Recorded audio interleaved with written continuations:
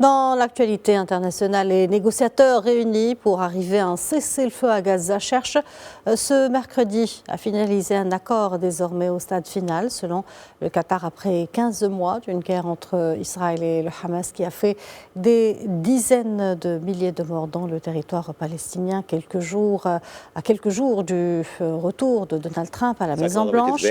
Le 20 janvier, les discussions indirectes se sont intensifiées à Doha en vue d'une trêve associée à une libération d'otages retenus à Gaza.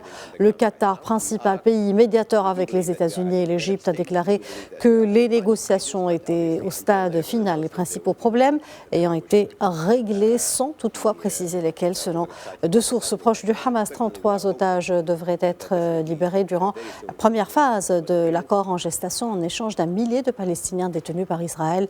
Les captifs seraient libérés par groupe en commençant par les enfants et les femmes.